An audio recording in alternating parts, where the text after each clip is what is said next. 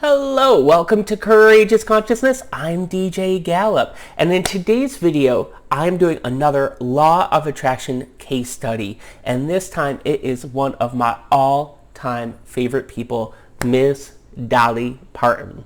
And if you don't know much about Dolly Parton, or if you're not that big a fan of Dolly Parton, let me tell you, she is one of the most authentic people out there. She is always true to herself 100% of the time, and by her using her own guidance, she has become a master manifester. And certainly she's also done, of course, lots of hard work. She's been a singer, she's been a songwriter, she helps run a theme park, she does all sorts of other really awesome things. But Dolly Parton has been a huge success for over 50 years, and I credit a lot of that to the stuff she does with Law of Attraction, whether or not she realizes she's even doing Law of Attraction. So I do want to give you guys a little history. What is Dolly's background? So no surprise, she was raised in a very poor family. She was one of 12 kids. She grew up in rural Tennessee, in the Sevierville, kind of Gatlinburg area in Tennessee. Her dad was a sharecropper. Her mom was a stay-at-home mom. And they lived, all of these people, 14 people, lived in a one-room cabin on the bank of a river in rural Tennessee. She was raised poor, but she was never going to let that stand in her way. From a very young age, Dolly knew that she wanted to become a musician. So from a very young age, she would start singing in churches. She'd be singing for her family. She would sing for anyone who would listen. And she got some early exposure. She was on the radio here and there. She would perform at functions here and there. She even had a few early recordings. But Dolly knew what she wanted. She always knew that she wanted to become a solo artist. So no sooner did she graduate, literally, she graduated high school, the next day after she graduated high school, she was on the first bus to Nashville to start her country music career. Now, what was really fortunate was that she had an uncle. His name was Bill Owens, and Bill Owens was already a fairly well-known singer-songwriter out in Nashville. So she did have some help from family out there and some guidance from family out there. So Dolly gets to Nashville.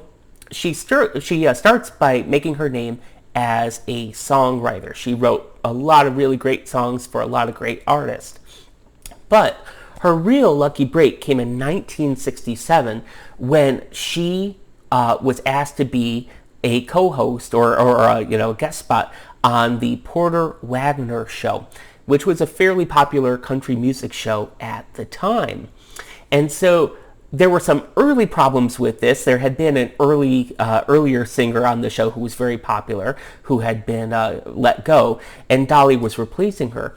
And even though the crowd didn't really like her to begin with because the last singer had been so popular, she eventually became a very popular feature of the show.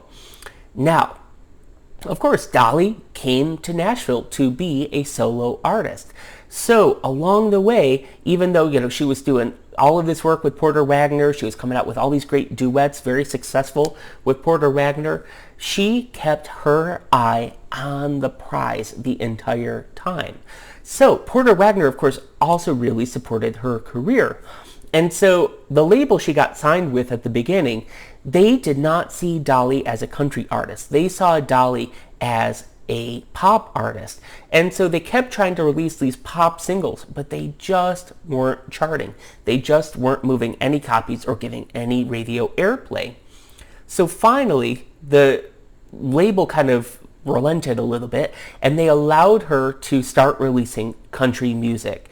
And from almost the get-go, once they allowed her to actually record and release country music by herself, she became quite successful very quickly. So with her career taking off, she finally realized, after several years with Porter Wagoner on his show, she realized that she was going to have to leave his show so that she could pursue her own solo career in full. So she goes into Porter Wagoner. Now she's still under contract and she's still a very popular feature on his show after some years. And, she goes to Porter and she says, Porter, it's time for me to go. And he says, nope, I'm sorry. I'm not letting you out of your contract. You're really popular. People love you and you're under contract. There's not much we're going to do about it. She said, I'll tell you what, Porter, give me 24 hours. I'm going to come back here tomorrow. And I'm going to talk you into letting me out of my contract. So she goes home and she pens what becomes one of her most popular songs, and it is a law of attraction anthem. If you've never really listened to the words, it's a law of attraction anthem. And that song is I Will Always Love You. Now, you're probably more familiar with the Whitney Houston version if you're not a big Dolly Parton fan, but I'm telling you, after this video is done, trust me, go listen to her version and listen to the words. The lyrics she used in this song were from the law of attraction gods, as far as I'm concerned. In it, she states very, very clearly how much if she were to stay on the show, she would be in his way and that she's going to go, but that all along the way, she will never, ever stop loving him. And she went in, she performed the song for Porter Wagoner, and guess what? He was so impressed with the song that he let her out of her contract and let her become the solo artist that she was destined to be. And guess what? She was popular almost immediately. She had hit single after hit single. Certainly, I Will Always Love You was a huge hit, and Life is Like a Butterfly, and Jolene, and tons of other songs.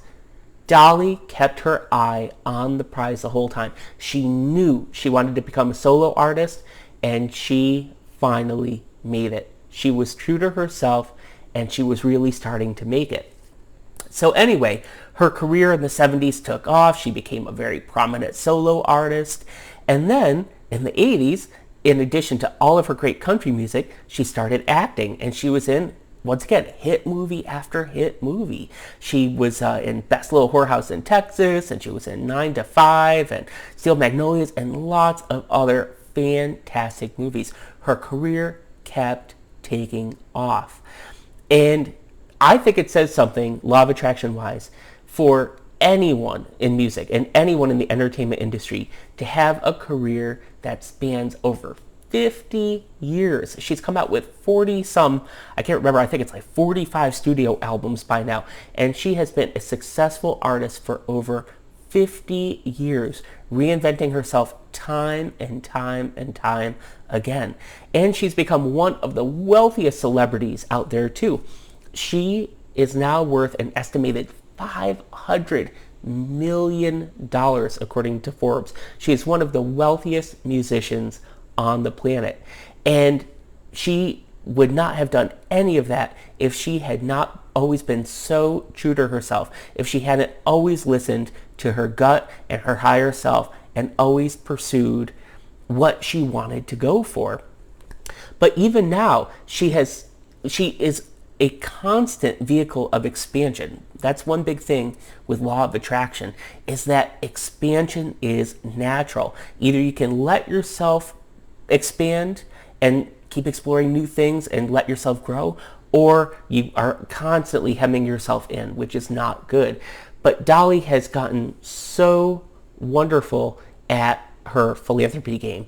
So not only is she still singing successfully, coming out with videos, occasionally doing a movie, but she has done so much work philanthropically, I can't speak today. And if you are unaware, her imagination library is an incredible organization. She sends books to children, one a month, from the time they're born until they enter kindergarten. And it doesn't matter if you are rich or poor, you can sign up for part of her imagination library and you can get a book once a month for your child for 5 years. It is really, really amazing. So You may not know about Dolly Parton, but I hope you have learned that Dolly Parton is a law of attraction superstar. She has always remained true to herself. She has always been super authentic. She has always known what she wants to do, and she sets her mind deliberately on what she wants, and she goes after it. But along the way, she has done it with so much love for those who have supported her along her path. So I hope that this is a good example for all of us to keep our mind, keep our eyes on our goal, live from the end, take guidance from our higher selves, and be our true and authentic selves. So I thank you all so much for watching. I really appreciate it. Of course, leave a comment. Let me know what you think about Dolly being a master manifester, because I think we can all agree she is. And of course, I appreciate if you hit that like button and if you hit that subscribe button, because I'm making a lot of great videos for you guys. I hope to see you all tomorrow. Have a great day.